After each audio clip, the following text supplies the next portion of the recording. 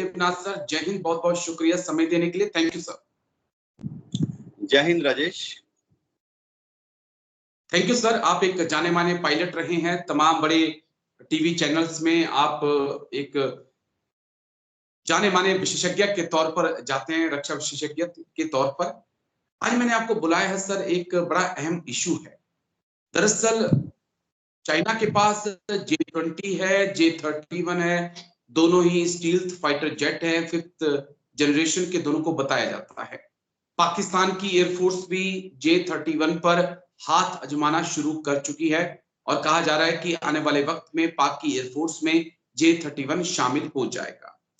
2035 तक चाइना के पास 1000 से ज्यादा J-20 होने की संभावना है। भारत का AMCA फिलहाल दूर दूर तक कहीं दिखाई नहीं पड़ता, लेकिन इस बीच खबर आ रही है कि भारत रूस से सुखोई 57 Su-57 जो है वो खरीद सकता है। कितनी जरूरत है सर और Su-57 की, या फिर राफेल से काम चल जाएगा? हाँ राजेश, इंडियन एयरफोर्स जो है वो प्लान कर रही है कि आज से 10 साल बाद, 20 साल बाद या 30 साल बाद एयरफोर्स को किस तरह से युद्ध करना पड़ेगा। सबसे बड़ी चीज जो सामने आई है कि पाकिस्तान के पास फिलहाल अगले 10 साल या 20 साल में J-31 नहीं पहुंचने वाला है। दूसरी बात, आकलन से ये निकला है कि J-20 जो है स्टेल्थ फाइटर विमान है, अच्छा विमान है, 5th जनरेशन या उससे थोड़ा कम का विमान है, लेकिन मजबूत दुश्मन है। शायद चीन 100 बना चुका है, 200, 400, 500 और बना लेगा। राजेश, जहां तक सुखोई 57 की बात है, रूस जो है भारत के साथ इस प्रोजेक्ट में आज से 10 साल पहले भी काम कर चुका है। उल्टा भारत रूस के साथ आज से 10 साल पहले सुखोई 57 प्रोजेक्ट पर काम कर चुका है।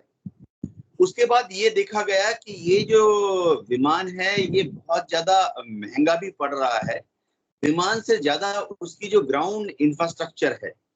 मैं आपको एक मोटा मोटी अंदाजा दे देता हूं कि जितने भी करोड़ का एक हवाई जहाज कॉस्ट करता है, ग्राउंड पे आपको उससे करीबन 2 गुना ज्यादा इंफ्रास्ट्रक्चर की जरूरत पड़ती है। पैसे का मैं बात कर रहा हूं। जहां तक सुखोई 57 की बात है, इंडियन एयरफोर्स ने इसको अच्छी तरह से जांच लिया है, परख लिया है। बहुत ही शानदार और कामयाब हवाई जहाज है। दिक्कत राजेश ये आ रही है, पहली चीज तो ये आ रही है कि हमारे पास भारत सरकार के पास रिसोर्सेज जो हैं वो थोड़ा लिमिटेड है, और सुखोई 57 बहुत ही बड़ा बिल बनेगा। आप ये समझ लिए कि जितने में एक राफेल, जितने में हमने इंडियन एयरफोर्स ने 3 राफेल स्क्वाड्रन खड़े कर दिए, उतने बिल पर सुखोई 57 का एक स्क्वाड्रन खड़ा होगा। अब आपने बात की AMCA की। AMCA जो है, हाँ, 5th जनरेशन स्टेल्थ फाइटर नहीं बनेगा, लेकिन भारत सरकार को पूरी उम्मीद है कि अगले 10 साल या 20 साल में AMCA बन जाएगा।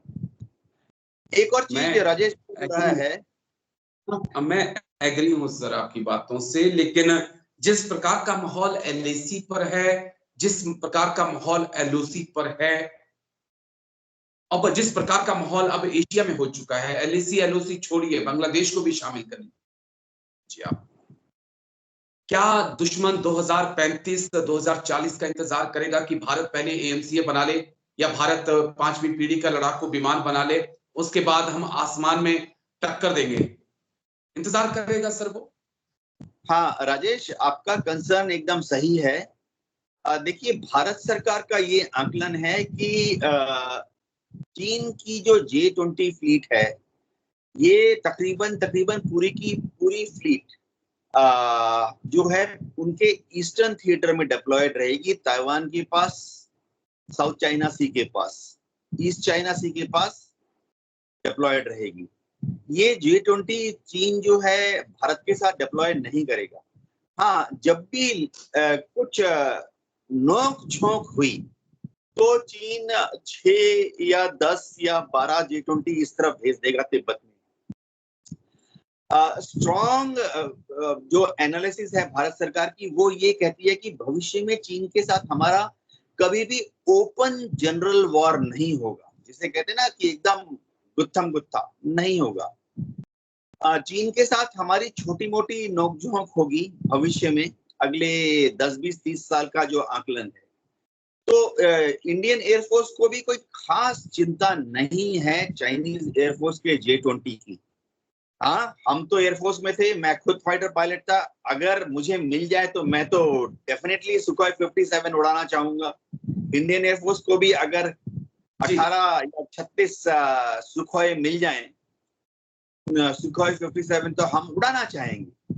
लेकिन राजेश, बहुत ही महंगा प्रपोजल है, एक्सट्रीमली एक्सपेंसिव प्रोजेक्ट। ये शायद चादर के बाहर पैर फैलाने वाली बात हो जाएगी। बजटरी कंस्ट्रेंट्स बहुत ज्यादा हैं जी। लेकिन क्या करें सर, आपने 2-3 चीजें कही, मुझे सोच के थोड़ी सी हैरानगी भी हुई।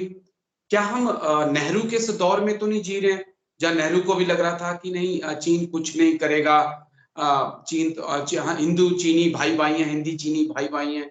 क्या हम उस दौर से अभी तक निकल नहीं पाए हैं? जो इंफ्रास्ट्रक्चर खड़ा किया है, जो इन्वेस्टमेंट LAC के उस पार किया गया है, वो दिखाने के लिए थोड़ी किया गया है सर। जिस प्रकार की तैयारियां POK में चल रही हैं और जिस प्रकार से जम्मू कश्मीर में मिलिटेंसी एक्टिव हुई है, जिस प्रकार से अरुणाचल को लेकर चीन लगातार नाम बदल रहा है, बांग्लादेश में तख्ता पलट हुआ है, लगता है मुझे कि उस सिनेरियो से निकलने की जरूरत नहीं है। भारत के नेताओं को हाँ और फॉरेन पॉलिसी बनाते हैं। राजेश, देखिए, 2 या 3 चीजें बहुत इंपॉर्टेंट है। एक तो हमारी जो आर्मी नेवी एयरफोर्स है, उसका जो भारत सरकार द्वारा जो आकलन है कि हमारी आर्मी नेवी एयरफोर्स को कभी भी दुश्मन पर हमला करने के लिए तैयारी की जरूरत नहीं है। मतलब भारत सरकार ने कभी भी हमें ये नहीं बोलना कि आप लाहौर ले लो या आप पाकिस्तान में घुस जाओ, POK में घुस जाओ। हमें भारत सरकार ने कभी भी हमला करने का आदेश नहीं देना है। भारत सरकार की जो तैयारियां हैं फौज के लिए, जो आदेश हैं, वो ऐसा है कि अगर दुश्मन हम पर हमला करता है तो हम उसको LOC पर या LAC पर वहीं रोक लें। तो LAC पे अगर चीन कोई तनातनी का माहौल पैदा करता है तो इंडियन एयरफोर्स और हमारी आर्मी भी इतनी मजबूत और तैयार तो है कि हम LAC पर चीन को वहीं रोक देंगे। तो क्योंकि LAC क्रॉस करके चीन में 10, 20 या 50 किलोमीटर घुसने की हमारी वॉर प्लानिंग में नहीं है। कोई भी वॉर गेमिंग हमने अभी तक इस तरह की नहीं की है। भारत सरकार के आदेश पर ही होता है, जिसमें कि हमारी फौज जो है चीन में 10, 20, 50 किलोमीटर अंदर घुस जाए। ऐसा आदेश कभी भारत सरकार पीस टाइम में देगी और ना ही ऐसा आदेश कभी भारत सरकार मजबूर करते हैं सर। मैं बस छोटा सा एग्जांपल आपके सामने रखना चाहूंगा। जिस प्रकार से किसी ने सोचा नहीं था कि यूक्रेन को भी कभी रूस की जमीन पर घुसना पड़ेगा, लेकिन यूक्रेन के पास ताकत थी, अमेरिका ने ताकत दी, वो अंदर घुसा और आज रूस के 50 किलोमीटर अंदर वो बैठा है और रूस को अब सोचना पड़ रहा है कि अपनी जमीन खाली कराने के लिए क्या वो यूक्रेन की जमीन खाली करे। तो ऐसा वक्त आएगा सर, हम इस चीज को नहीं नकार सकते और मुझे लगता है कि इन फ्यूचर हमारे सामने इससे भी ज्यादा कठिन परिस्थितियां होंगी। बस एक आखिरी सवाल सर, 3 देश हैं जो 5th जनरेशन का फाइटर जेट उड़ा रहे हैं। अमेरिका के पास F-35 है, रूस के पास Su-57 है और चाइना के पास J-20 है, J-31 है। अब भारत के सामने 2 फ्रंट, 2.5 फ्रंट, 3 फ्रंट की चुनौती है। भारत किसकी तरफ जाएगा सर? कौन सा बेस्ट है आपकी नजर? हमने जब AMCA जिस दिन सक्सेसफुली बना लिया, 10 साल लगेंगे, 20 साल लगेंगे, तुरंत जो नेक्स्ट प्रोजेक्ट ड्राइंग बोर्ड पर है वो भारत में ही निर्मित स्टेल्थ 5th जनरेशन एयरक्राफ्ट। तो AMCA प्रोजेक्ट चालू होने में थोड़ा सा समय है। ये आशा की जाती है कि फर्स्ट AMCA का जो प्रोटोटाइप है वो 10 साल में आ जाएगा और ये आशा की जाती है कि AMCA जो है ऑपरेशनलाइज हो जाएगा इंडियन एयरफोर्स में और 20 साल के अंदर। उसके तुरंत बाद हम भारत में ही मेक इन इंडिया के तहत अपना खुद का 5th जनरेशन स्टेल्थ फाइटर विमान बनाने जा रहे हैं। बन जाएगा राजेश।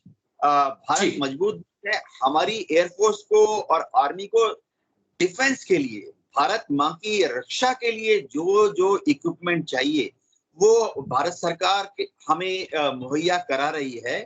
और इसमें कोई शक नहीं है कि हमारे जवान, हमारे एयर वॉरियर्स जो हैं इन इक्विपमेंट का इस्तेमाल करते हुए चीन को एक जबरदस्त युद्ध में टक्कर दे रोकने में। सकते हैं, लेकिन 42 स्क्वाड्रन आपको चाहिए होंगे सर। 30 से आगे आप बढ़ नहीं पा रहे हैं। कड़वे से सवाल है, लेकिन सच्चाई जो है वो यही है कि आप 30 के आसपास हैं। चाइना और पाकिस्तान का मुकाबला करने के लिए आपको कम से कम 44 स्क्वाड्रन की जरूरत है। और अगर बांग्लादेश से भी फ्रंट खुलता है, म्यांमार से भी आपके खिलाफ फ्रंट खुल जाए, तो फिर आपको 50 से ज्यादा स्क्वाड्रन की जरूरत होगी। आपने मेक इन इंडिया, आत्मनिर्भर भारत की बात कही। Air vice chief marshal AP Singh साहब का बयान मुझे याद आ जाता है कि आत्मनिर्भर Bharat not at the cost of national security. तो चलिए, उम्मीद है सब कुछ ठीक होगा। आपने कहा तो मैं उम्मीद करूंगा कि मेरे दर्शक भी माने इस चीज को कि सब चीजें कंट्रोल में है। एक चीज बड़ी अहम कही आपने कि हमने किसी पर अटैक करने नहीं जाना, हमने डिफेंड करना है। जब वो खुद हमारी जमीन पे आएंगे तो हमने उनको वापस धकेलना है। उस लिहाज से हमारी तैयारियां काफी हैं। लेकिन बहुत बहुत शुक्रिया आपका, बहुत बहुत शुक्रिया group captain UK Devnath sir. Thank you. जय हिंद सर। Thank you. जय हिंद राजेश।